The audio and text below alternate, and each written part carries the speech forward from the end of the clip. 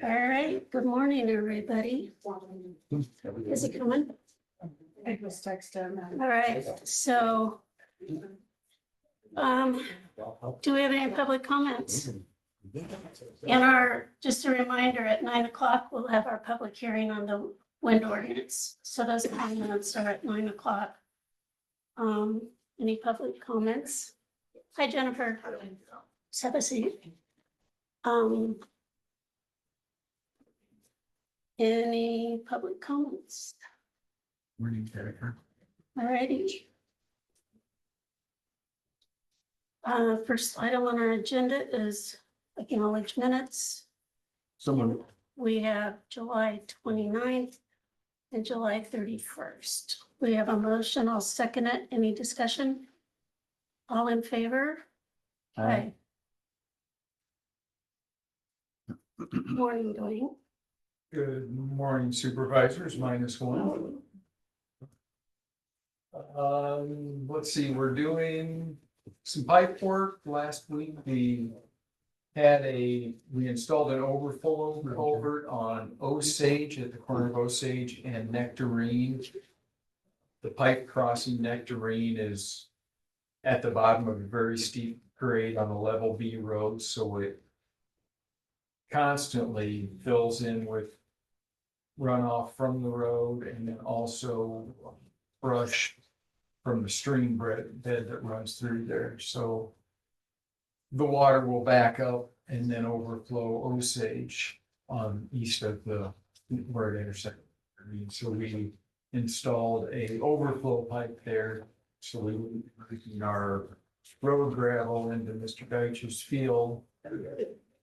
And then to channel, we will be re-ditching the north side of Osage to channel that water to the waterway that runs through there. Got some patchwork done on Packwood Road last week. The guys had a chance to use those new rumble strips. They really liked them. They get the public's notice when they run across them, so that their first warning isn't when they see the flyers standing. This week we'll be out on Libertyville Road, but it's permitting, looks like it's going to be decent. And eventually, if we have a long enough dry spell, we'll get back on Palm and try and get that finished up so we can close that bridge. And here a little later, I've got a couple of resolutions for you guys to look at for application for TSIP grant for 110 and Libertyville Road, which are safety improvement funding from the state of Iowa on a couple of projects that we have upcoming for 2026. Will be the 2026 fiscal year and also 2026 construction season, I hope. Okay. If we ever get the grants written and final approval on 110th is still awaiting approval through the Congress. Libertyville Road funding has been approved by Congress, but we're still waiting for the IDOT to write the grant for us before we can proceed. So right now we've got them both those projects scheduled for a July of 2025 bid date, which allows us to use the TSIP money if we get it. I think Libertyville Road, I think, has a really good chance because of the number of crashes. 110th is more of throwing spaghetti at the wall to see if it sticks. Last year they had about 25 to 30% more grants than they had funding for, or more requests for grants than they had funding for. So I'm guessing we won't get the money for 110th, but we're going to ask anyway just to see. Right. It's really Yeah, all I you've done a good job getting grants, so appreciate that. We've been lucky.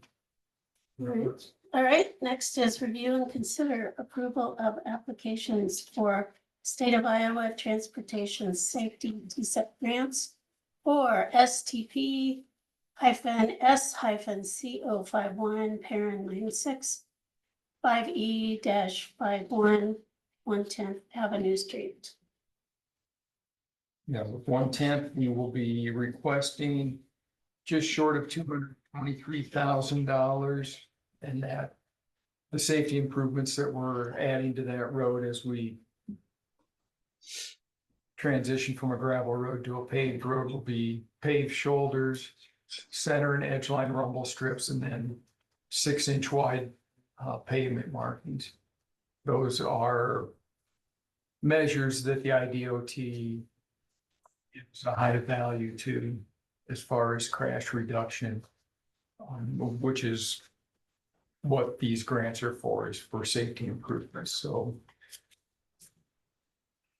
it gives us a little over a 3-to-1 benefit cost ratio. So from that standpoint, it looks pretty good, but just the low number of crashes and the competition makes me fearful that we hit that 200 and some odd thousand. All right. So you need a motion to, for the applications? Yep, I have to have a resolution to submit with the application. Do you want separate ones for each? Yeah.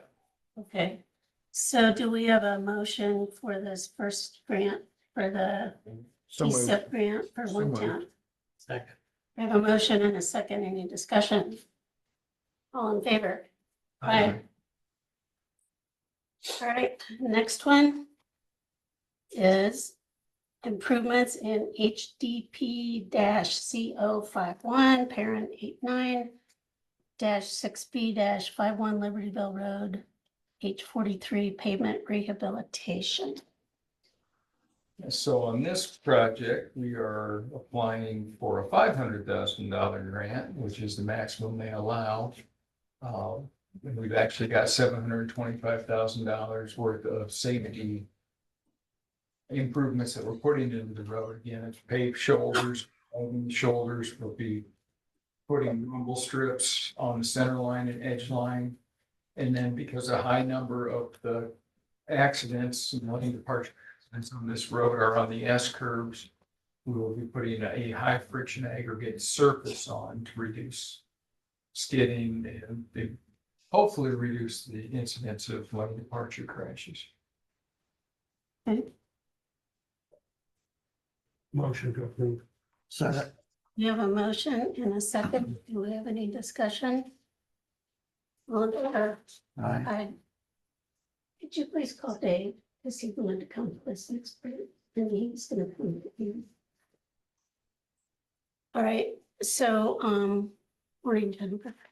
Discuss and consider approval and funding of electrical for CTI project in Magistrate Courtroom, and I know Dave has some input for us, so we're gonna get a hold of him. I told him we're a couple minutes ahead to come about 8:40, so.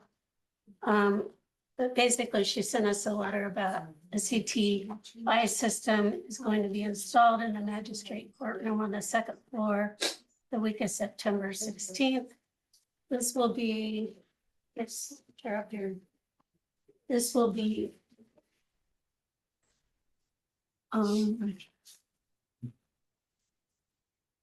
the same as we had installed in the district courtroom a couple of years ago, just on a smaller scale. This will allow the magistrate or any other judge that wanted to use the courtroom to be able to hold remote hearings, allow parties to see evidence presentation, and allow us to provide better recordings of hearings for appeal purposes. We found that the CTI system statewide had been a great benefit to assessing justice, and we aim to have them in all of our courtrooms eventually. To accomplish this, we need power run on the north wall of the courtroom, about 5.5 to 6 feet up the wall for a TV to be mounted. It should be very small and inexpensive electrical need, but the county would need to pay for that. Is that something you're willing to do for us? Also, we need to drill a small hole in the magistrate bench to run cables through, just like we did in the district courtroom. The install team will cover it up and make it look nice. Any objections? And so Jennifer's here to talk to us, and I know Dave has some comments on that. If we can. Did you reach him? Here, he's right here. Okay. So anything else that we need to know on this? No, we just hope that we can, that the county will put that power in for us so that we can get this system going. They really are a great benefit. They're very useful. Well, here's Dave. Have a seat, Dave. And I know you started to tell me some things about it's more than it looks like, so. if you're- Well, I just had some questions because, are we gonna continue to use the monitor on the south wall up there? That's part of the video system that communicates with the jail. So as of right now, yes, that's going to stay Okay, unless we get the jail to convert over to a Zoom system, but that's not a conversation that we've had yet. But either way, the monitor that goes with the CTI system is a 65-inch TV. And it will be on that north wall in the courtroom. That's the best place to put it so that all parties in the courtroom can see the same thing at the same time. okay, so regardless whether you do the electric or we do it, and that's gonna be up to you guys. We will need an exact location where that's gonna be. Sure.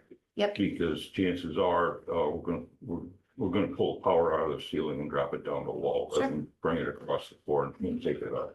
Okay. So, my estimate as far as that cost is gonna be between $600 and $1,000. And I know one of the things that we struggle here with, just to acknowledge, is that this is again one of those unfunded mandates that we have to fund. And it seems like every now and then, I know a few years ago, we spent, what, 5,000 on the courtroom, so it does add up, but Yeah. I think it's something we have to do if it Yeah. helps the court work better. I know we talked about it. I could put a plug in for the funding. If that is set up and we're able to communicate even with the jail and other places, we would save money on jail transport costs. So in the long term, it's definitely going to be Excellent. a money saver, but it might be some upfront costs at first. Yeah, and there's currently a piece of 200 wire mold that's coming down on what would be the east wall by the windows. That has data in it, which would bring it down right in behind that judge's desk, so we wouldn't have to put any penetrations in there. But there, I think we do need to request that any new data that goes in up there, that the cable can be in a wire mold to match existing. Okay. And real quickly, I talked to Alliant last week. Yeah. And he was thinking that we have an internal problem as far as that intermittent power loss. Mhm. I talked to Chris this morning. She said that recently the only power loss we've had was after the storms last week. And that before that had been quite a while. So, and David with Alliant also told me that he believed it was internal because the clock hadn't, that we hadn't lost power in the clock. And what he was unaware of is that we have a 1-hour battery backup on the clock and the bell, so it's not gonna show up upstairs. Right, so we've got, we need a motion to approve the funding for the electrical CTI project in the magistrate courtroom. So moved. Do we have a second? I'll second it. Discussion. Yeah, it's not the project that bothers me. We've had this conversation before, but we pay for a lot of things, and the space that the court system takes up in the courthouse and the utilities and all that. And this is an improvement that the court system wants to make. This isn't about jail. I don't want anybody to think that it is, because it's not. And while it may appear to be minimal, it's just one more in a long line of expenses that it's a state entity, and I think the state should fund it in the discussion. Period. You know, several years ago, we talked about scanning records. That would free up a lot of space. Where is that? That would really help us out if we could get that done. Yeah, probably would help a lot of people out. I think there was still discussion about it several years ago, right before COVID hit. And then I think that kind of came to a halt. I don't know if they're gonna get back to that. I really don't. I haven't heard any more talk about it, so. Who would we need to talk with about that? That's all decided at the state level, so someone in state court administration. right, any other, And comments? see, and again, no reflection on Jennifer, she does a phenomenal job. But there again, the assumption is they're entitled. And I guess maybe the law says they are, but I don't agree with it and I'm not gonna support it. We currently, just one last thing, we currently don't have any additional storage in this building. There is none. All the places we can store stuff are full. So, I mean, at some point in time, you're gonna have to do something about it. You know what I mean? That's for another conversation for another. Yeah, Yeah, I okay, know. thanks, Dave. All right, we have a motion, a second in discussion. All in favor? Aye. Opposed? Aye. Okay. Allow and disallow homestead and military as recommended by assessor. I assume that's exemptions.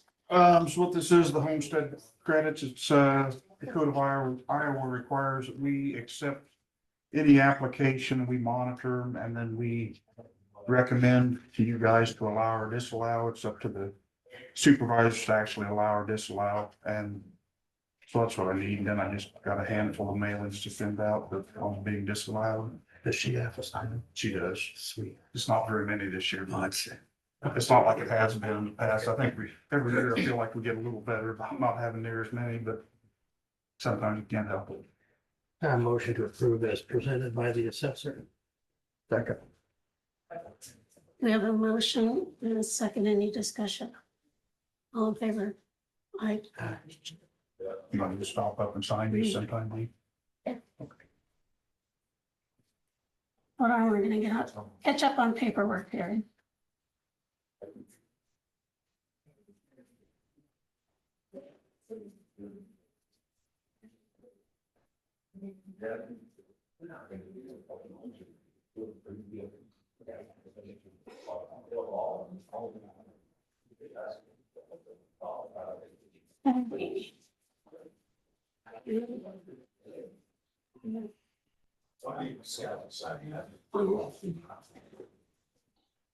Okay, meet with interim ambulance director. Morning, Judy. All right, here we go. Here's the monthly so far. And attached to this are 2 letters of resignation. One is from Bob Jones. He's currently there today. Today's his last day, and Josh resigned. His last shift was Friday. Other than that, Stryker was back to fix 53's cot. There was issues with the electrical device, the main. Yes, what do you call it? The main part of it inside the ambulance. Electronic apps came down and fixed our radio. Is it working better, Dave? Our radio? No. I know it's on, but- Okay. What they find, is that get out there. I don't know. I wasn't there Friday when they came. They didn't come until later in the Okay. afternoon. It's like 4 or 5 o'clock before he was down here. But I did hear the tones go through it this morning, so that was good. Other than that, there's really not much to report.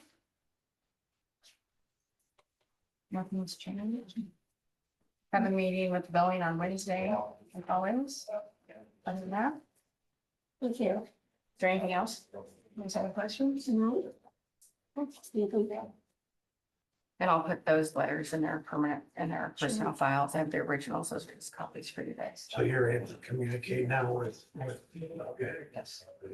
Thank you. Okay, meet with ambulance director. Josh, want to come up here? I'd like to introduce Josh Heminger. So welcome. Thank you. Yes, do you want to introduce yourself or you want to rest? You doing? But you don't think he knows his name? Well, it's questionable. So my name is Josh Heminger. I come from Atumwa. Previously, I spent 8 years at Indian Hills as the program director of the EMS training program there. The college decided to make some changes, so I went back to work in the field in Atumwa, and then this opportunity came up, so threw my name in the hat. So I am excited to be here. It's going to be a little bit different challenge than what I've faced in the past, but I do have a lot of leadership experience through the military and some deployments and things, so I think it'll be fun. I'm excited to be here. Welcome. Thank you. All right, so as we discussed previously, I just wanted to double check to make sure I'm on the right page for a start date. On Thursday, I got a call from the hospital that all this pre-assessment work was done, so I went out and picked it up, so. He has actually been doing things since Thursday. I sent him a lot of emails, a lot of phone calls related to contacting Jerry, getting set up for his email address and all that. He's been reading chapter 132. He's got the handbook from Jack. I know you and he met Thursday afternoon. I know he's talked with Dr. Marino, and that's just a small list of things, but so I just wanted to confirm, do we want to start date to be the first or today? I would say if he's been doing work since the first, he should be paid from the first. I don't disagree with that. I still think we've got some things that we need to work through that includes him. Mhm. And I'd like to know when we're going to do that. I guess all that we need to figure out. So the question is, when should we start paying Josh? That's the question. I understand your angst, but we should stick with the question. Do you want to go with the first or today? I guess that's up to him. His people need to know. And I don't want to submarine him, so you tell me. I don't care. I'm easy. Write that down. That's fine with me. All right. All right, so do we need a motion for that? Attorneys, because we already talked about it. I just wanted to double check. Also, it's discuss and consider, so I would say, yes, we need to go through the process. Okay, so you want to make a motion? So start, start date of August 1st. Second. Discussion, all in favor? Aye. Aye. All right, thanks and welcome, and hope you want orientation. Yeah. So before we get further down the road, and I know you're gonna say it's not on the agenda, when are we going to take care of the business that needs to be taken care of? I think we ought to let Josh get out there and get his feet on the ground. Oh, I'm okay with that, but I So, still yeah. think that there needs to be Agree? some other discussions as well. I agree. And I think that he needs to be part of that, but we just keep kicking this can down the road. I think we've always said that Josh should be part of this. That's what I just said, I know, I'm just. but saying I that's still what think we've we done. need to establish and quit ignoring the fact that we have to have some conversations. Okay. You have anything in mind for a date? Yeah, sooner than later. Tuesday. We got to have a 24-hour notice on our agendas. Do it tomorrow. Is tomorrow good for you, Lee? Tomorrow's good for me. After lunch, I've got my eye injections in the morning in Iowa City. Tomorrow? Yeah. Okay, I drive so myself. Hey, going up's not bad. No, coming back. Yeah. I've got DCAT at noon. You want to do 1 o'clock? Work? Okay, What's your agenda item? I don't know yet. Okay. Open to that. One other little item. I'm not sure it's safe to be around Abby. Because wherever she's at, there's tornadoes or trees that blow down on top of camper and whatnot, so. Just saying. Okay, Or you driving back from Iowa City? Oh, that's fun. That's, that's excitement. okay, moving on. Discuss tax abatement on new construction for Nick Adam. So I did call Nick last night and I misspoke. When I was talking to Nick, we were looking at some other issues. He invited me over, Tavy, to look at some things. And in the conversation, I indicated that we had tax abatements available, but in reading the ordinance, the only thing that we have is for industrial and job creation / industrial job creation or hyphen job creation. So I did call Nick last night and explain to him that we don't have anything available, but he's on the agenda, so if he wants to have a conversation, we can do that. Yeah, what's this about? I don't have any idea. Is it a business or? Well, I guess get called a lot of things, but I lived in Batavia my whole life Right. and I've been building some houses in Batavia and I'm, I've built convenience stores, I've built, and I feel like that I'd like to ask the county to put, these small towns are struggling and if we can make them great again, I think we should push forward to do some of that. And I just built, I built a duplex last year and I'm in the process of building a couple houses in Batavia in the county. It's on the 8th Street in Batavia, Iowa. And I'd like to ask the county to, if we're gonna get this county to grow, these small towns to grow, we gotta give something back. And the cities, they say they don't have any money to give, and they give me nothing. And I guess I'm asking that the county start something maybe new, a tax abatement, anybody that would build something in this town that, to me, is a project that's $1 million or more. I'm saying you can't do it on a $100,000 machine shed or something, but I think anything that we could do to increase people coming to our town, because I've advertised these and I get calls from Indiana. I got a call from Arizona, Texas. People want to come to our community, but there's no place to live and housing in our community. And so I'm saying if we could put something as a county to entice people, because and I ask people, why would you want to come to Cave Island? Here's number one, is you got a 4-lane highway goes right through this town, in Des Moines and Burlington within an hour or two. Two is, it's safe community. We don't have police in our community. This family these two families that just moved into this duplex. One's got 2 little girls that's gonna be part of our community someday. And I got another couple that are waiting to get in these houses, and they have 2 little girls too. And Cardinal School District seems like it's very, very hot. And the superintendent at Cardinal called me and asked me if I would build some houses. And, I'm 70 years old, and what can I do? I can still dream. I can still, put together a deal. And I feel like that I'm asking the county to put something together that entices people to come to Batavia or small Lockridge, I don't care, Libertyville.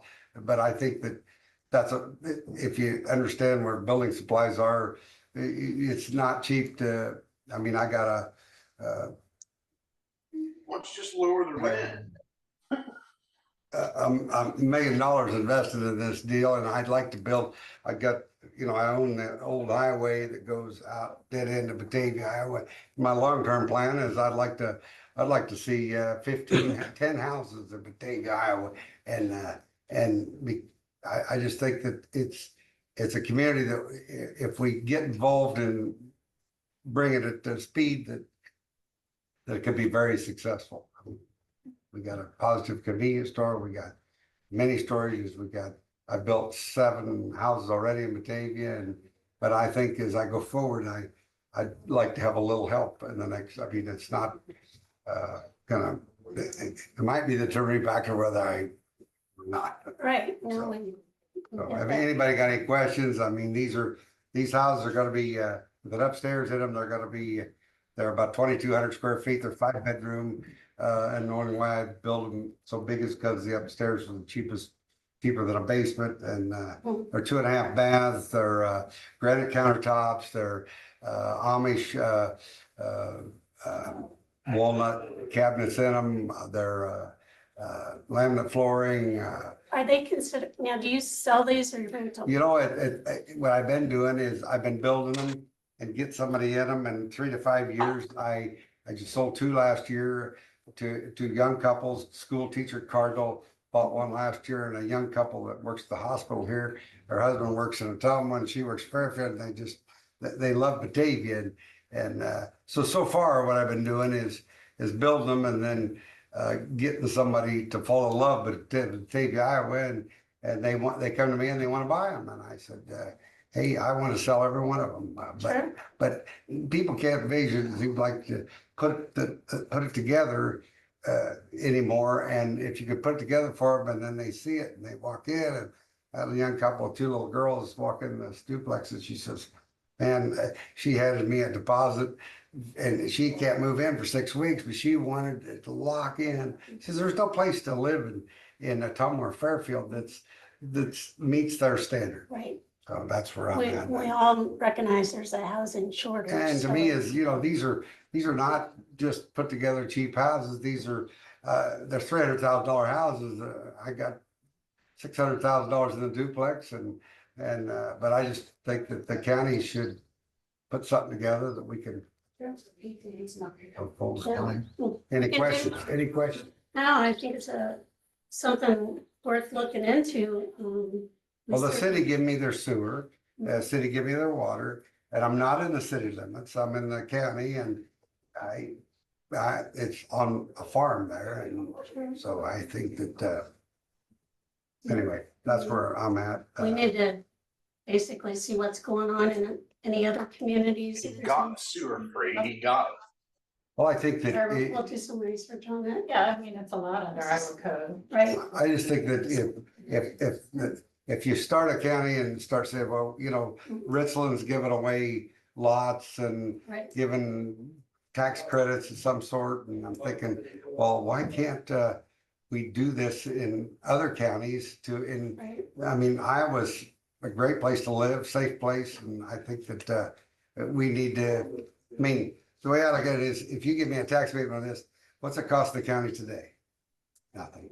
I mean, there's, in 3 years, they're gonna collect probably $5,000 to $10,000, $15,000 of taxes down the road, and so I think that we should look Right. down the Well, road. the only thing that I know of we've done that's even close to that was not related to housing, but a business that was in the county that wanted to expand a few years ago, and we did do, I forget, it wasn't called an abatement, I don't think, but it was some kind of a tax. We rebated. Yeah, rebate of tax Well, I just feel like to that if help. we're gonna grow our county, we gotta have housing for people to come here, and people, 2 or 3 people has rented my house. They're high quality people. They work out of their home. Sorry, we got a public hearing, we gotta get Okay. to. That's Thank you. my, you need, that's, All righty, sorry, Thanks, it's 9:02. It is time. We need a motion to open our public hearing. Second. We have a motion and second, all in favor? Aye. All right, this is on our wind ordinance. And our role is to listen to comments. Anybody that wants to make a comment, please identify yourself, whether you're in the room or on Zoom. Because Abby needs to get the comments and the people who want to speak. So do we have anybody in the room that wants to speak on this? On the wind ordinance, anybody that wants to speak on it? On in. I'll say something. Sure. I was really recent and I live in Jefferson County. And I just would like, some nice setbacks put in. So, if you read any articles on this, if you do your research, there's a lot of buyer's remorse up north. Just, all you do is have to Google it and read what the actual buyers who actually haven't done it have already done. And they wish they had not. There's a lot of dirty energy that comes off of them. There's a lot of sound. It's very loud. It's like a jet engine outside your house all the time. And I would just like setbacks of, up to 2,500 foot just to protect the people in the county. When I was running for Jefferson County Supervisor, I found 0 people in favor of the wind. The current setback we have is what, 2650? 4640. 2640. Or 3 times the height, whichever is Yeah. bigger. Yes. All right, any other comments in the room? Oh, can I make one more comment? Is also, I'm sure our fire districts aren't set up to take care of something that tall if they were to catch on fire. So I would, think that you could put something in there that they would have to supplement the fire to help get it, so they have the proper equipment to fight fires on the turbines. Senator Dickey? Foot ladder. Well, I'm here today, I guess, as a resident of Packwood, not Senator Dickey, but I'm absolutely against them as well. One Adrian. question I got is I think the only real reason that they're being considered is the property tax revenue standpoint from it. So if they are put in place, do the residents or are the residents of that township or within a 2 mile radius of that windmill, will they be the ones to directly benefit on the property tax offset? No, should be the whole. Yeah. Meaning if there's $100,000 generated in property tax revenue, depends on how many windmills, right? Well, the people that are the ones that are affected by the windmill is going to receive the property tax benefits because of the counties that I've spoken to. The 5 counties I represent, now I'm putting on Senator Dickey hat. The 5 counties I represent, Mahaska County has a significant amount of windmills. And the people in New Sharon that I've spoken to absolutely hate it. It's the worst decision they've ever made. And it's not only because of the issues and the eyesore and all the other problems and the difficulties that go along with windmills, where it really is rubbing salt in the wound is in Mahaska County, from what I understand, is the property tax revenue from these windmills is spread throughout the county. So the benefits of the property tax generated by the windmills is spread throughout the whole county, but the ones really impacted by it are much less financially incentivized from it. So again, as a Packwood resident, from where I've seen where these windmills are, most of them are lying in the Packwood area. I'm absolutely against it. Start doing that, then what are you gonna do about home buildings? Can you You mute? know, well, I live next to a home Can building. you mute somebody? I gotta suffer, so I want my taxes. Can you mute, please? Thanks. All right. So, again, as a Packwood resident, I haven't spoken to a single person that's in favor of the windmills being put up, at least in our community anyway. Right. So I was more specific, I was wondering to address what Julie brought up regarding the fire capabilities of the fire department. Oh, we couldn't even touch, there's not a county, fire department, Jefferson County, could you begin to touch the extinguishing of one? I will just point out though that the ordinance does require an emergency response plan that's been reviewed by the Director of Emergency Services. So it does contemplate some kind of plan being put in place prior to approval. Who would have input on it? The county emergency response coordinator? Director of Emergency Services, as it reads right now. Just Melanie Carlson, City of Fairfield Planning and Zoning, want to make sure that the supervisors receive the city's written, I guess for the people here, our comments solely relate to the city's comprehensive plan and our ability to maintain zoning and growth as it relates to the city of Fairfield. So make sure you guys all got that. And if you have any questions, Doug, city administrator and I are here. Thank you. No, thanks for sending You us. want them, I don't have in front of me, at least a mile outside city limits. So your proposed ordinance has, the city providing approval for anything within a mile. We do have some, I will say, say jurisdiction in things greater than for a mile to 2 miles. For example, we provide, water, to Lockridge and Jefferson County rural water. So our services are impacted, as well as, we have,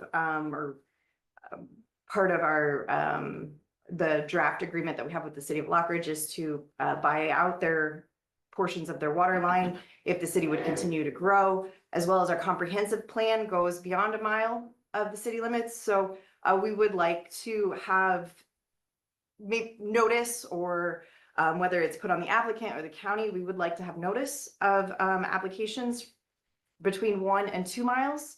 Again, to make sure that our comprehensive plan, or that it falls in line with our comprehensive plan, and that whether it's expansion of our wastewater treatment plant or our utilities, that they're not impacted by these.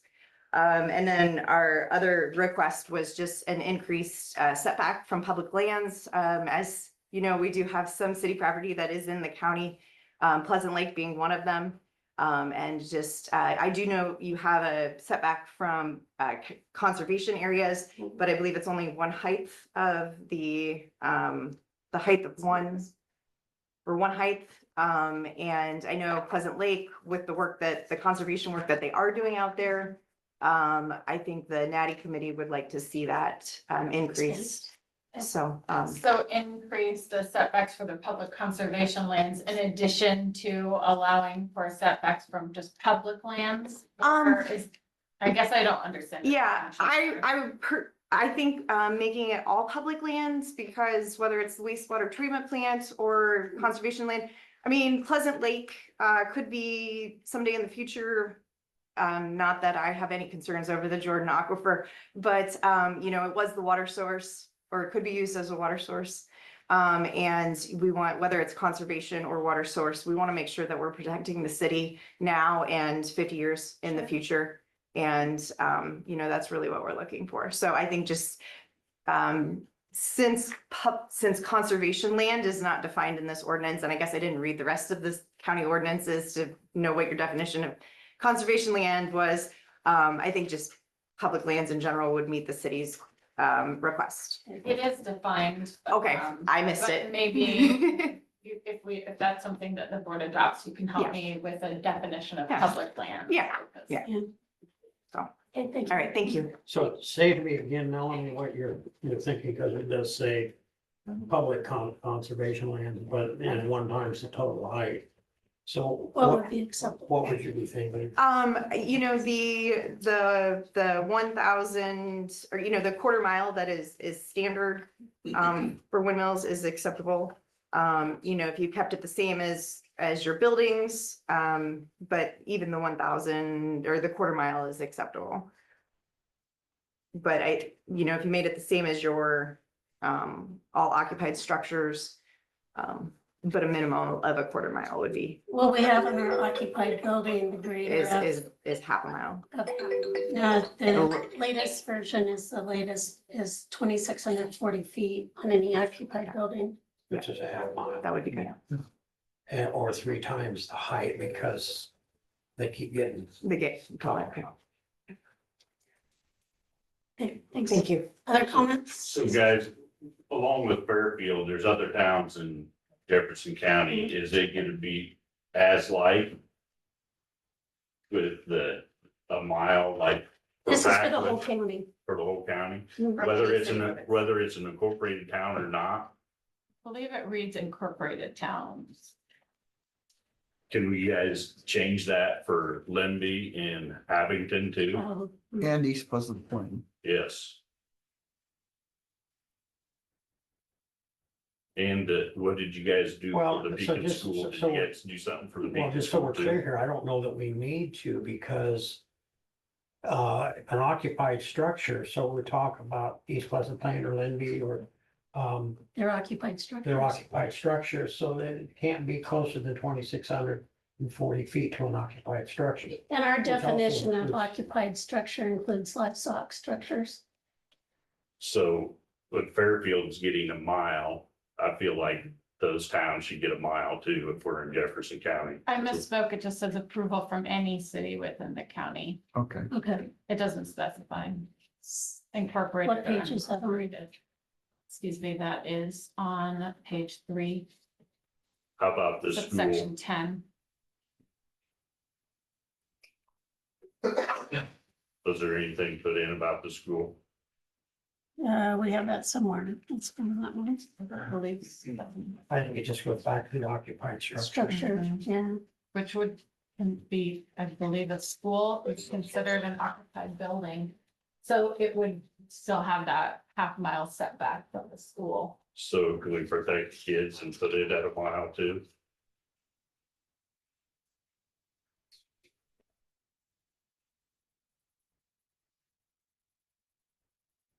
I don't. Yeah, we I can would add be that. concerned with that.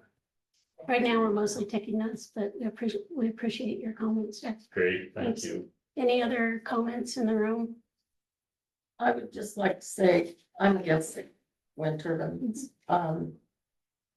They're an eyesore, they're a health hazard, there are a lot of reasons not to have them, and all of the discussion so far has been as though they're going to happen.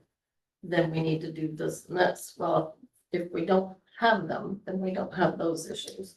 So I just go on the record as against them. Thank you.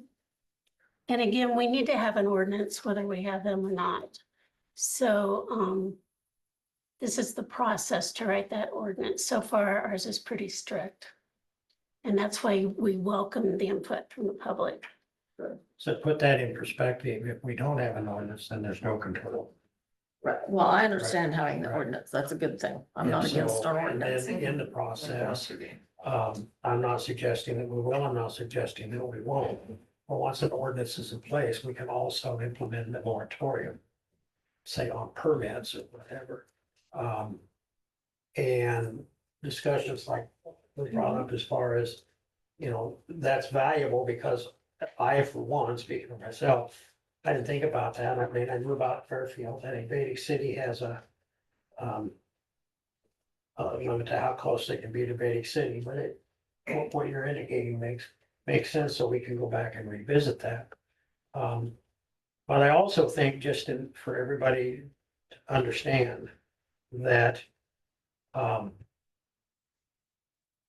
don't know, delicate's not the right word. It's a circumstance that, on the one hand, we are talking about placement on private property. But we also realize that there's other private property that doesn't want anything to do with it, and so there's a balancing act there in that context. And so we looked at other ordinances, specifically Mahaska County was one of the ones that we took a long hard look at and patterned a lot of this one after Mahaska County because of their history. They had a unique perspective that a lot of communities to this point haven't had.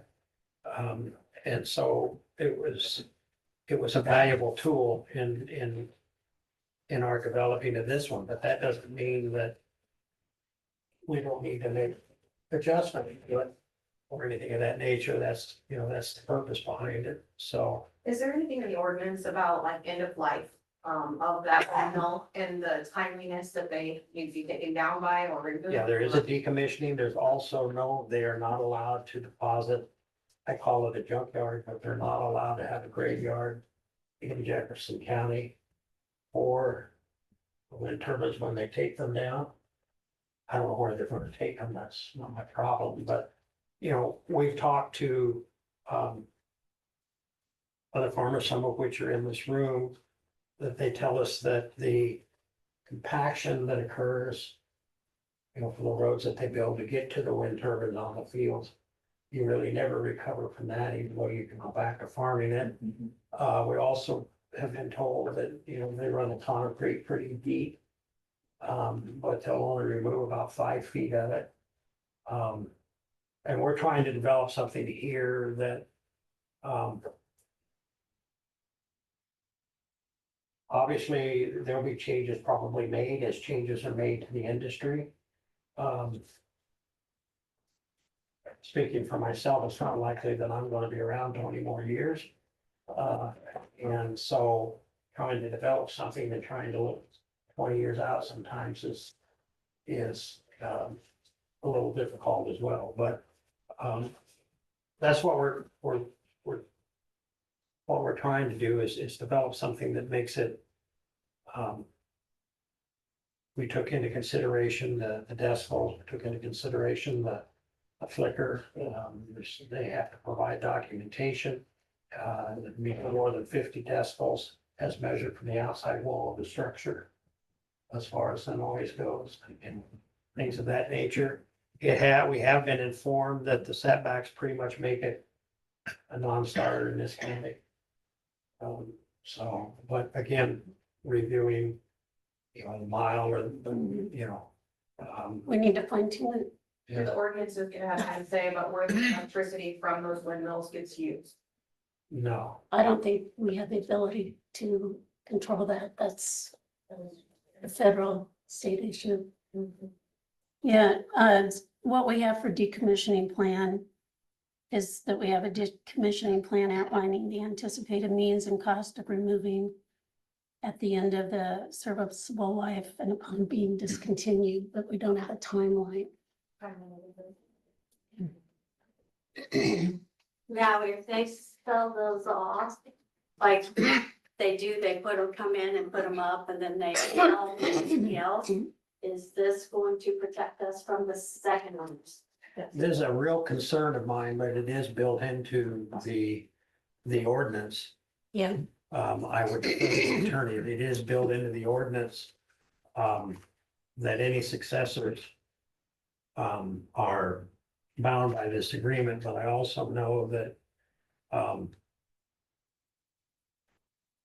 That that doesn't mean it won't be challenged, I guess is what I would say. I'm not I would naive. also Okay. add to that also that if any regulations became more strict, that any improvements or changes to that area would also be required to meet the new restrictor. Another thing too for Let's- folks is that, let's let people talk.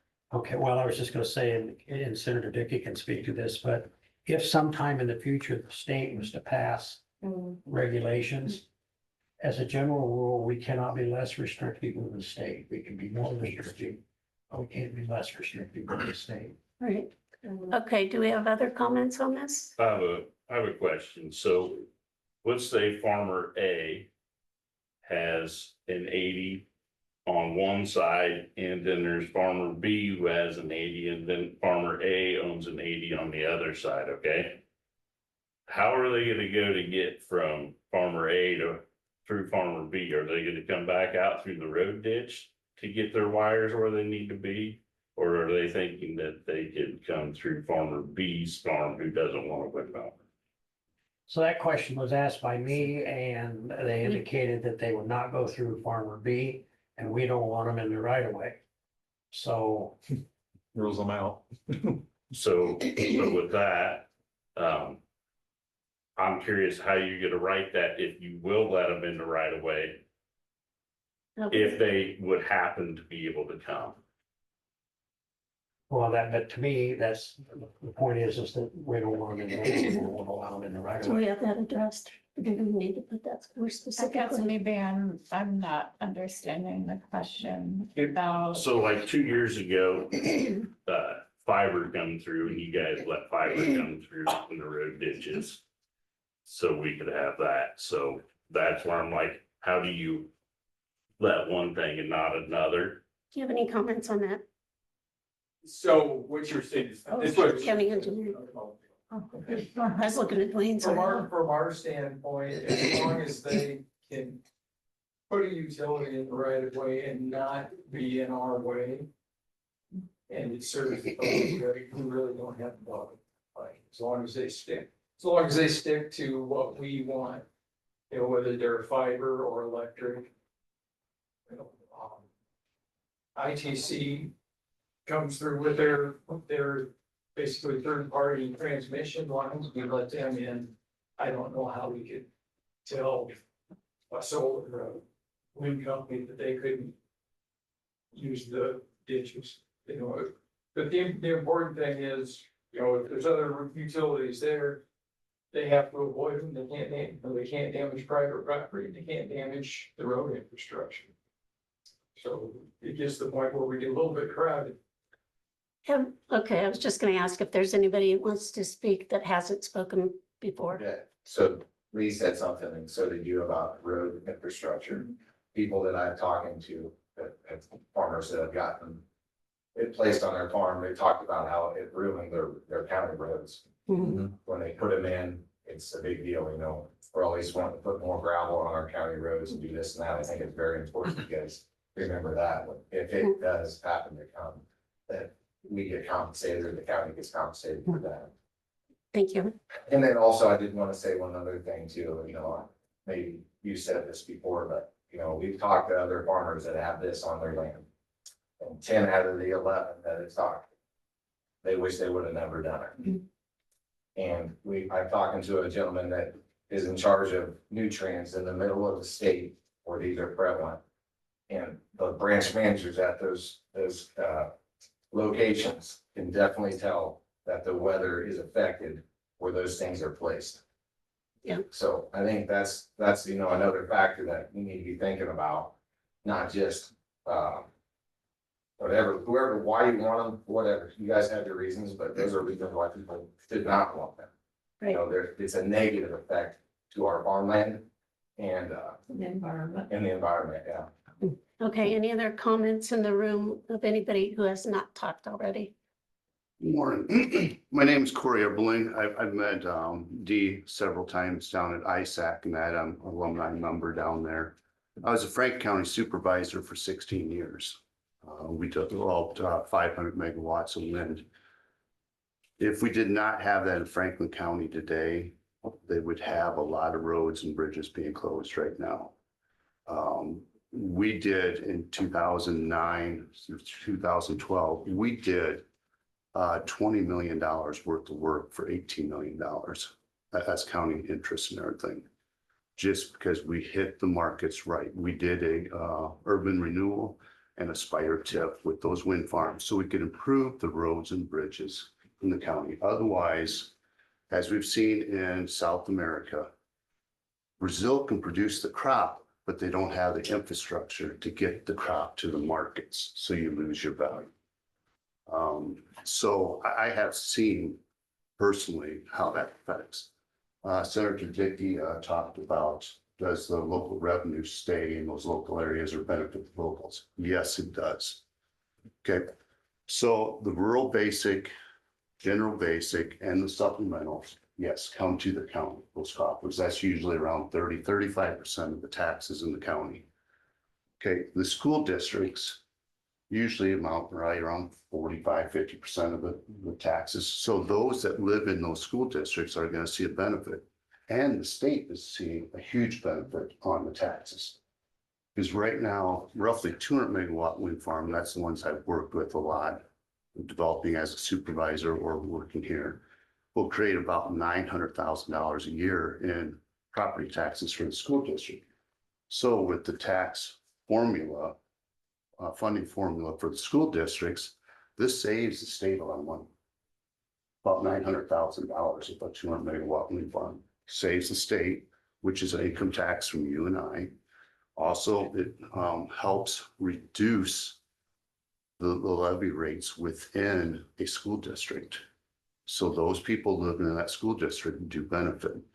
The extension offices, they get their levies. The township trustees that need the funds for township functions like cemeteries and that they see a benefit there.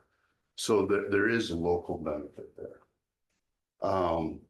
It's been asked, does power stay locally? With electricity, I don't know how many of you ever had electric fence experience, but electricity finds the closest grounds. So right now, power goes onto the grid and then is used the closest ground.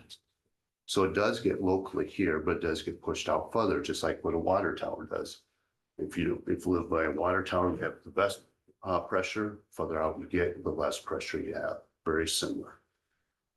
It's like taking your corn to the elevator. You have a grain bank. Not a lot of farmers do that anymore. But when you took your kernels of corn, it's not Joe's kernel anymore. When you take it out of the grain bank, it's the elevator's kernels. You're not getting your same kernels back. And it's very much the same way here, because you hear about the power being sold to Meta or these other companies, but it's just a ledger, is all that is. But it's getting used locally first. So we are creating sustainability here. One of the worries I really have as a supervisor, I always cherished home rule. And I think you, all the three of you really cherish home rule too. But what I've seen is when counties get overzealous with stuff, the state takes it away. 1996, counties up to that point were becoming very restrictive, like what this ordinance is. Basically, this ordinance is unbuildable with the 2641 home in a section, that section's out. Very perfect. That is what we're looking for. Okay, but this is what's happened in the past. The same thing was happening in the livestock industry with the cattle. Yep, we got 2640 there and we want buildings. We find a way for them. With the CAFOs, if you're a non-permitted site, it's 1250. If it's a master matrix project, it's 1875. And then you have to go through a scoring process. We're talking about So- what we did in Franklin County with the infrastructure of the road, but if we don't have the crop Okay, that we I'm had previously. speaking to be this able here. Okay, let's, So Can You you know, wrap up? Yeah, so we're seeing that. I don't want to see anyone lose this because, like I said, CAFOs, the state took over. The concealed weapons permits they took over. The Is that UTVs. related to this? Yes, so it's just showing a trend here, but there are differences in developers. Definitely. I've had a few try to hire me away, and their perspective, my perspective do not line up. I have to sleep at night. So I would just ask you to come to a more reasonable setback distance of like 1,500 feet. Definitely planning and zoning stuff. I totally support any community that's going to grow. You usually have planning and zoning in place. Thank you for your comments. Any I'd other like to ones respond. within? No, I'd like, Wait a minute. I'd like to respond because a couple things I said earlier got completely mischaracterized. The question I asked earlier about, does the people within a 2-mile radius, do they absolutely benefit? Are they the ones that benefit from the property tax savings? And this individual, I'm sorry, you mischaracterized what I said. Yes, you're implying that the whole county, yes, the whole county would benefit from that. The question I had was the people that gotta look at the damn things, are they the ones that are gonna completely benefit, not the whole county? I'm sorry, if these are being put in pact with Iowa, someone clear in southeast Jefferson County, I don't feel like should see the tax benefits from that. If these people are the ones that have to look at it, they put them down there, I don't think the pact people should receive the tax benefits. So you mischaracterized the question I asked. The second one was about the windmills and does the power go here? Look at each one of these as a small power plant, right? Like another Chillicothe thing, whatever, okay? They produce power and it goes out to the market for the producer to resell the power, and it can be sold anywhere. I get that. That's not I mean, it is an issue, but the question, how you skirt around it is the people that ask that question are asking that question because they're saying, I gotta look at the damn thing. Well, at least I see my electric bill go down because the power that's being produced is gonna be staying in the area. And that question is absolutely no. They may be looking at it, but they're not gonna see their electric bill go down because of it. All right, thank you. You have a And, comment? okay, and my other comment is, okay, I own an acreage out in the country. You got a setback of 1,500 feet. I don't want the damn thing there. Okay, I mean, I'm sorry, for my language, but it's ridiculous. That's too close. okay, thank you. Any other comments in the room? Otherwise, we'll go to Zoom. Yeah, I just want to say, I think there have been some misunderstandings around the project. I know there's a lot of information floating around out there. We're glad to take on, we could probably spend all day going over some of the issues around the project. Should mention who I am. I'm Jared Hirschberger. I'm with Apex Clean Energy and the Dusty Fox Clean Project. So, but I would be glad to talk with any of you about the project. If you're willing to discuss it, we're here. I think we've dealt with you guys in good faith for the most part. We've been here to discuss the project and answer your questions. I think a lot of times it's described as a burden to people, but it's also a great opportunity. I worked in rural areas, lived in rural areas most of my life, and a lot of areas are suffering. And this is money for the county and money for the people that voluntarily want to participate. So is there any coincidence in the fact that you guys chose to come here on the verge of a farm crisis? No, it has something to do with it. But so basically, I would like, but I think as Nick mentioned too, making some of these communities great again, this can be a piece of that. And it's an opportunity that larger areas don't get, and that's, larger cities don't get. And that's, well, again, that's what is 2,600 feet in every direction does make it unbuildable, which then takes the option away from landowners. And we do have landowners. We have fewer here than we do in Wapello or Keokuk, but we do have landowners here that want to participate. And by pushing to 2,600, you're taking away that option in some way similar to the pipeline. The pipeline is the government's deciding through eminent domain if that pipeline can go through your property. And in this case, at 2,600 feet, you guys are deciding that property owners can't participate in the project. That's what it will be. So I just bring up eminent domain? Why did you have to throw that out there? I was just comparing the two, that in both cases. Clarify. No, we don't. Eminent domain, anytime anybody says that, it's like a threat. So like, I don't know how everybody else felt, but like. Let me clarify that, we don't use that, we can't. So I was just comparing it to, Yeah. in both cases, government society, and in this Okay. case, it's they can't. But so I guess what I would ask of you guys is to work with us, and we're, like I said, I'm willing to sit down with any of you guys to discuss it and come to a more reasonable compromise. I wanna say one thing, D, and I'll be done, like he talks about farmers that have done it in the past and they love it. 10 out of the 11 farmers, maybe it was a small sample size, said they'd never do it again, never. We have a project here in Iowa, and I can put you in contact with them. Do we have And I'll say anybody?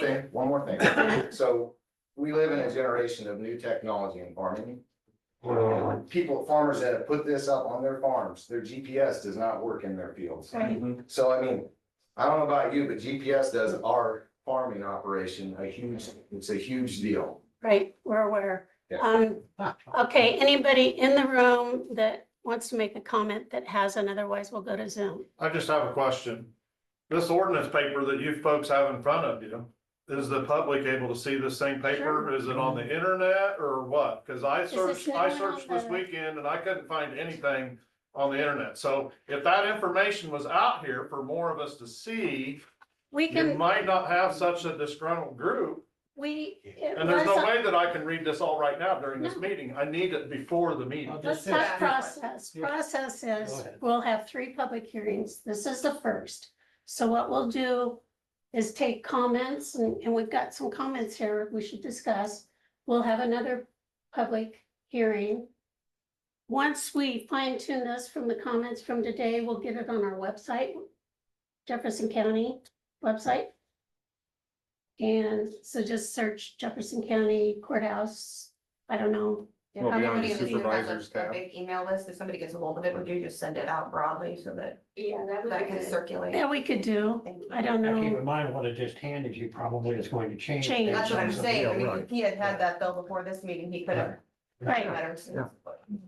I do have one more question though. Okay, Can- so this goes through, they cut back the setbacks. Are you gonna lower my taxes? Because of all of a sudden my property's been devalued by this white piece of junk, Good as far as question. I'm concerned. But that's, Right. I, Understand. that- Okay, has anybody who hasn't spoke in the room want to speak? Otherwise, we're gonna go to Zoom. All right, any comments from Zoom? Unmute yourself and identify yourself. All right, I hear none, so, yeah, understand what you're saying. Okay. You've given us some good comments. Again, this is a first, this is the public process. We're happy for all your comments. We also have not heard any comments for it. I think this reflects that. It's pretty tight criteria. So that's kind of where we are. We'll need to do some more work on this and fine tune it.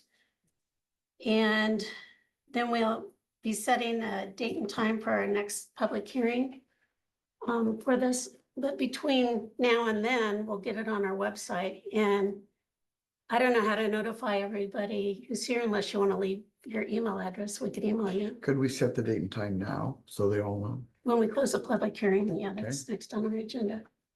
So, okay, does that help? Any questions on the process? We do appreciate your comments. We welcome them.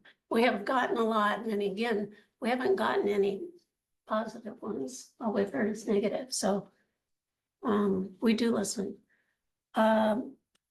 Is there a motion to close the public hearing? Someone, Second. All in favor? Aye. Aye. Okay, so. set date and time, public hearing. Abby? Yeah. Date and time. You guys work together, you came together. Yeah. The 19th. August.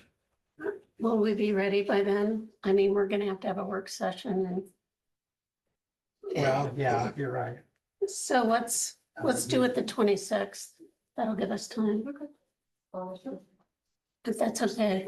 So it's the 26th now. Is that okay? Of August. Yeah, At 9 o'clock or. yeah. I'll make a motion that we have the next public hearing, the 26th of August. at 9 o'clock. Second. We have a motion and a second. All in favor? Aye. Okay, how do you want us to notify you when we have it up on the website? It'll probably be at least in the next week, probably. Yeah, just let people know and we'll spread the word. Okay. I mean, how much notice do you have to give? Because I mean, you have it on your agenda that you post. When is your agenda posted? For like today? Thursday, On Thursday before Thursday before. the meeting. But you don't want But to- that- to the agenda, I can do that. If you want what added. Added to, they want added to the agenda list.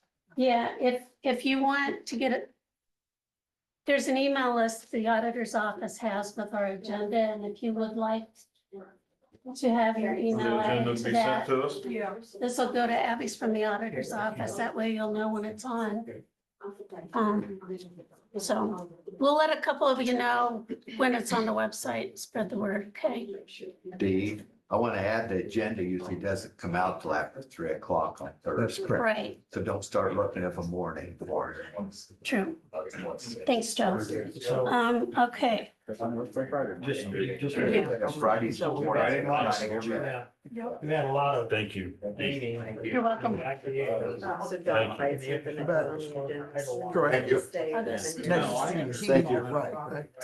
Thank you. Appreciate that, but you know. That's what I have. Okay, Lena, I love your shirt. let's move on with our agenda. Discuss dog bite procedures.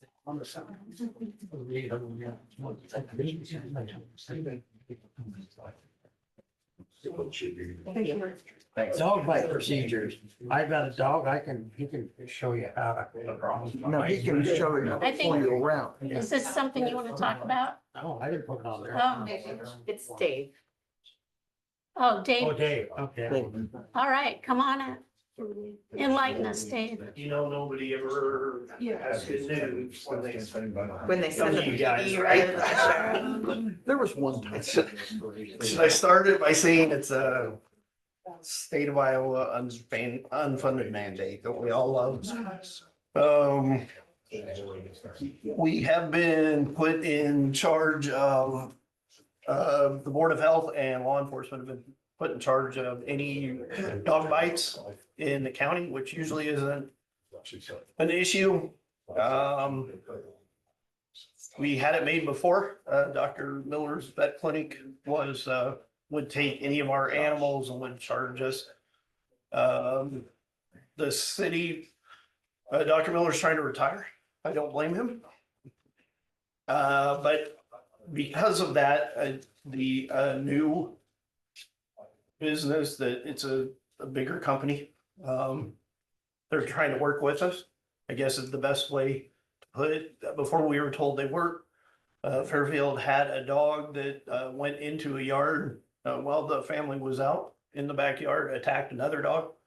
And then the dog owner that was in her backyard, minding her own business, tried to pull the dogs apart and she got bit. So we definitely had a vicious animal that qualifies under. But there was a lot of panic because at first we didn't have a dog owner identified. Of course, the lady in her backyard had no idea where the dog came from. So through some wrangling and Mr. Miller or Dr. Miller being very decent, he said, yeah, go ahead and bring it. We brought the dog Monday morning.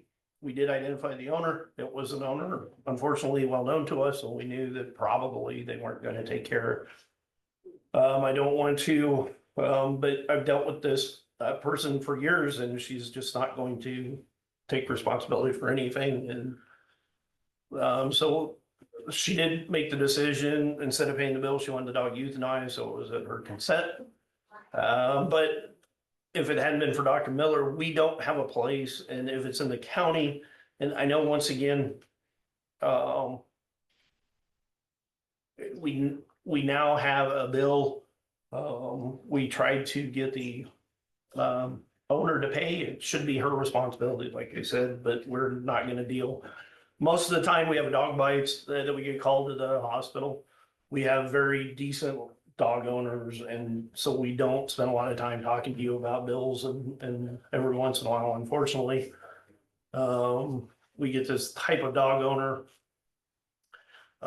through a discussion with the vet clinic, and probably why we got the Board of Health and us, we were sent to the Board of Health because they're responsible as along with law enforcement. And of course, they don't have a lot of money. It seems to be pretty popular out there. I'm sure that's Chauncey Morley. I'm sure in the crowd out. But anyway, it's not a huge expense, I think, because it was in the city and we talked to, Doug and I talked, and the police department is gonna pay for it because it's definitely a threat to public safety. There was some discussion, what's going to happen in the future, though, if Dr. Miller doesn't keep coming back and the vet clinic does decide. We're hoping by, the discussion with the vet clinic was, we don't want you to get stuck with the bill, so let us know. And they called back and said she's not gonna pay any of it. She's saving the money for the fines she has coming through the city. And so I think with the discussion with them that we're gonna try to bend over backwards and help them. We know it's taxpayer money and that's what we explained to them. But as long as we can say we tried to get them to pay, we don't want to burn that bridge with the vet clinic, because ultimately that's what they were telling me too. They said, yeah, we're from Iowa. We don't want these, we live in Jefferson County. We live here. We don't want these dogs. And it doesn't, fortunately, it doesn't happen a lot where we don't have an owner that steps up for it. So once again, there's some discussion that the Board of Health was talking about maybe, and correct me if I'm wrong, Joe, because I know I'm gonna probably get it wrong with everything else going on, but maybe having a place for the dogs to go at the vet clinic. But it's gonna be a little expense for the city and county, of course, in the future, if the vet clinic says we can't do this anymore. Like I said, we have the discussion that it doesn't happen as much. They thought we were gonna be bringing out every loose dog. We don't pick up loose dogs anymore. There's just no place for them. You let the dog go in the city of Fairfield, or you take the dog now. Because we don't have the staffing to pick up the dog, so. It doesn't happen a lot. They thought it would be happening weekly, and it's happened maybe a couple times a year at most. Is that correct? I'd say 2, 3, but Two or anything three is times. Board of Health looking for city and county cooperation on. So it is a state law we got provided. So the county supervisors, I remember, we got that incorporated towns. We also have the incorporated. Yes, most of the lockeries don't have their dog bite ordinances too, but the problem the board is facing is no vet clinic around here, the exception of Keosauqua possibly, will take an animal for the quarantine time frame. This is what we're looking at. And then there's the whole thing like Davis faced with, and the SO side, they do not have the manpower if Keo were to take it. Who's gonna transport the animal? We don't have an animal control officer vehicle. Fortunately, right now, there's a spare canine vehicle, but that's gonna be put to use now. So that goes back to the safety of the officers, everybody involved as well, but they wanna get city and county, cause it is state law. The board is responsible, Board of Health, for relying on this. And some of the new rule they got is just like if there is no owner, it's automatic, immediate euthanization, so that animal can get processed to see if they have rabies or not. Now, if the owner is claiming it, the owner must keep that animal confined at home for 10 days, and somebody will be checking on the animal periodically. But basically, the Board of Health's wanting cooperation between county and city, because it's gotta be both, because there is county instances too, in incorporated towns where some dog gets out, 3-year-old kid gets tacked. Which in the past with our previous environmental health specialist, the owner was supposed to quarantine the dog, agreed to it, but it was never followed up. He never went back and checked to see if the dog was quarantined or not. He just assumed that they done what they were supposed to. It's been kind of a loose ends for quite a while. Eventually, we're gonna get caught with something that's not gonna be good. Yeah, like I said, Tom, a few years ago, there was a 2-year-old killed, but they all don't come to that, but it is only 1 or 2 times a year that they get the unclaimed animal. What kind of costs are associated with all this? It was just over $400, so not huge. It would have been a lot more. And that was the expense before, if they keep the dog, like he said, for longer periods of time. Of course, they have storage fees. And there at the end, they were trying to use some vaccinations on the dogs coming in. And I understand, I bring my dog out to the vet clinic. I don't want it exposed to whatever kennel cough they were. But we did have some added expense for that, but it's been a compromise because we're counting on the private sector. And we just, like we said, we don't have enough to have a full-time kennel place to take if it's only happening once or twice a year. It could have been probably $500 or $600, but it's not a huge cost. Right. They said the new ordinance they passed makes it simpler. If it's owner's responsible for confining that. If it's not, it's immediate utilization. So there won't be going through like what they just explained towards the tail end of that before. Do we have an ordinance? We don't have an ordinance. The Board of Health just But adopted. the board. Yes, that is the board. That's the state one that Dave was involved in and Bart Richmond was involved in. It's taken a long time. I would say, please read the Iowa Rabies Compendium. Yep. I was advised that by a veterinarian. What the Board of Health adopted was a bite ordinance, not a dog ordinance. Right. Yeah, fight ordinance. Right. Yep, but I mean, it does restrict it now. It makes the Iowa code cost speaks very less. specifically to dogs. Okay. And one of the things that it says is that it is the duty of every peace officer to shoot and kill any untagged dog. That dog doesn't have a tag, you shoot it. Yeah, but you gotta worry about it in the city like was talked the No, other I night. with the chief's get it. office, I'm just telling you what code Yeah. says. About where that, We had a lot of that discussion. We appreciate that. It's a lot easier in the county.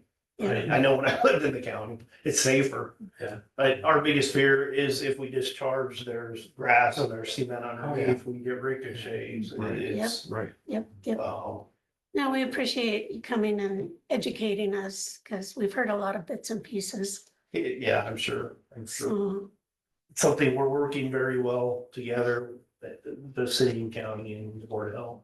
we appreciate that. and we appreciate Dr. Miller helping out with this last. Yes. Yeah. Yeah, I asked him if he wanted me to hug him for help. He said, no, I don't want to hug him today. So, moving forward, we still don't know what the vet clinic's possible Correct. policy is going to be. Correct. And I know that we had reached out to meetings that I attended to the vet clinic out east of Fairfield and that looked like it might be positive and turned out not. It just didn't work out. And I know that there was discussion about Keogh. I don't know where that's at. I know there's a vet on East Madison that volunteers at Habitat. Has anybody talked with him? I don't know his name. Yeah. We Is he we still? check around. I think they did. The board checked all around, but still goes back to having somebody that can transport an animal.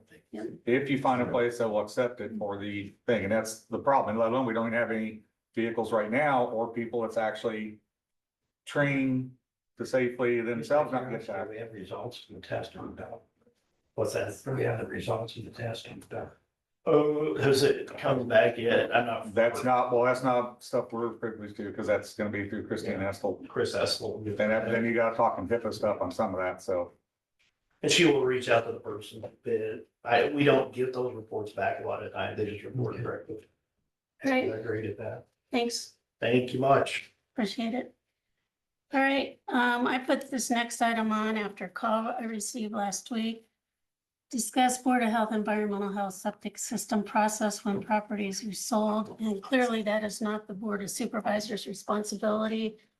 But I this don't is wanna get too just, deep in the weeds. I had a conversation with the property owner because he called me and we got it all worked out.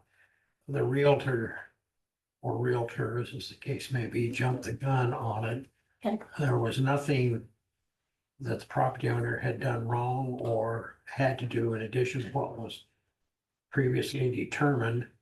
The question about the waiver or the binding agreement, you cannot enter into a binding agreement until you have a buyer.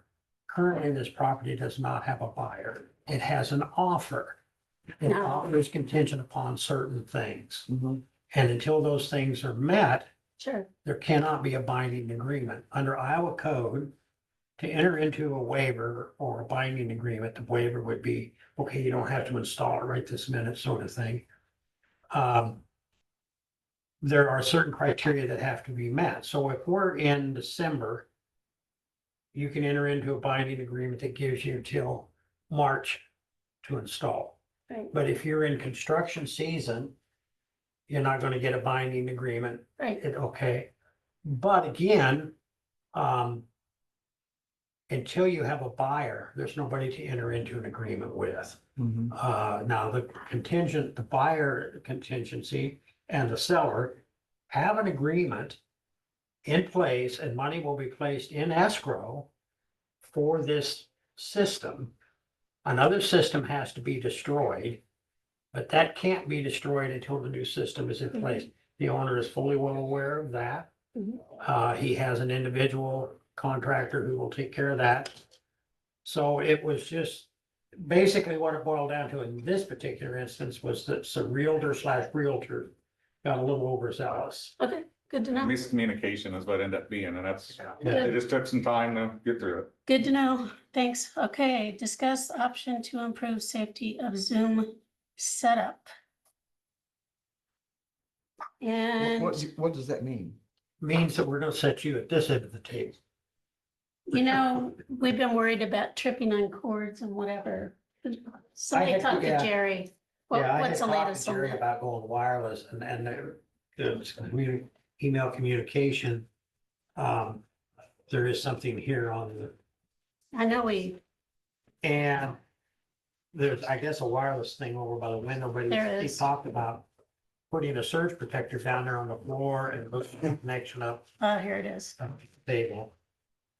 Yeah, the only cost would be for the surge protector and his time to get it moved and set up. Susie. Sign.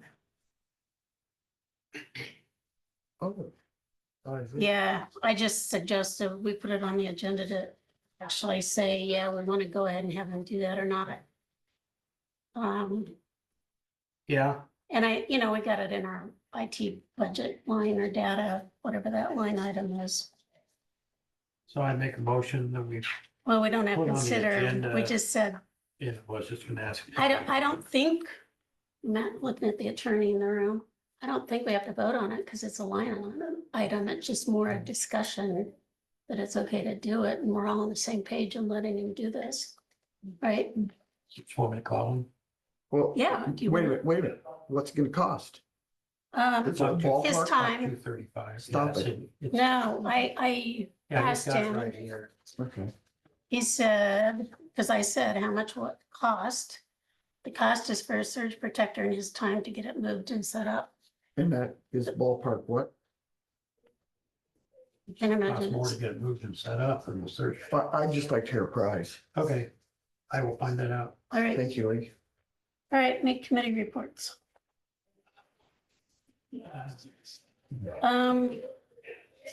Finally, we have a date for active intruder training. I'm working on a timeline and a space for that because they want PowerPoint. But it's gonna be August 28th, date to be determined. We received the county more opioid funds last week. And I copied Shannon and Elizabeth on this, 2 different settlements for a total of $10,356.36. Did a lot of work last week on orienting our new ambulance director and getting him set up with people he needs to contact. Send an email to Jacob Dodd about that he's coming because we have to notify them, and Jacob sent some information for you to fill out. One thing related to that, there is a billing conference in a couple weeks.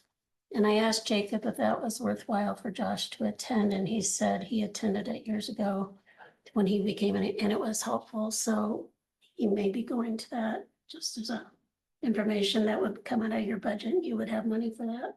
You probably already know this, but my understanding is we've got an inspection coming up next month.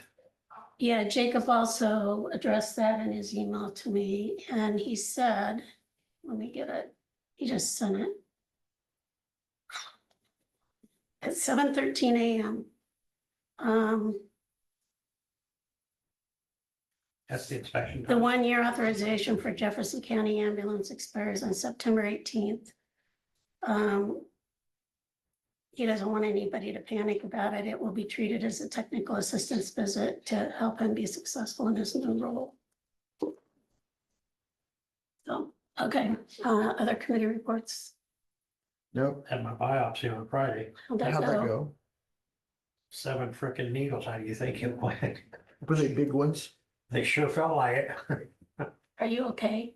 I have no idea. Oh, you Don't don't think know yet. about sleep. Of course he's not. Well, that's a good point, yeah.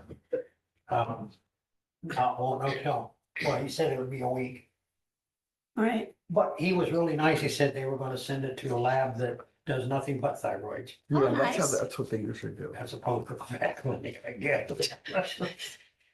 That was an option. Yeah, well, could be. I asked which was cheaper, just like when the ambulance was there and they said, I'm not going to the hospital. I said, no, wait a minute. If I don't go, you charge me $200. If I go, Medicare pays for it, take my ass to the hospital. all right, allow claims and approve reports, which we need to look at, so we'll take a little, I already looked up. all right, did you sign them? Yeah, I did that. Here. Matter, dear, aren't you happy to be back? So happy.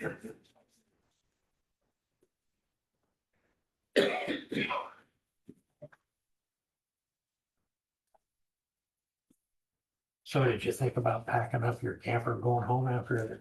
No. Oh, no, why not? I said, watch tornado. What's a tree in? Right?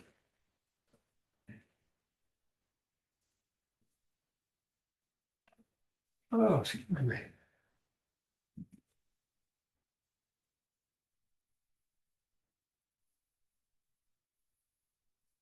Yeah, that's why I was a little bit late this morning. I took the RV out yesterday and she called me this morning. She goes, what time is your meeting? I said 8:30. It's 20 minutes after 8. She goes, well, I don't have any water. We'll go out. And turn it on. But I didn't say that. Do you have Zoom at home? Do I have Zoom at home? Actually, I do. Yeah. We should show someone how to use that. Well, yeah, I could do that. It wouldn't do any good, but I could do that. All righty.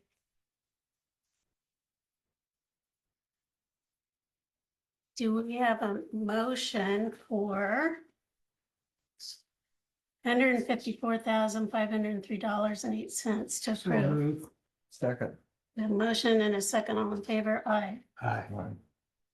Do we have a motion to adjourn? I signed this once.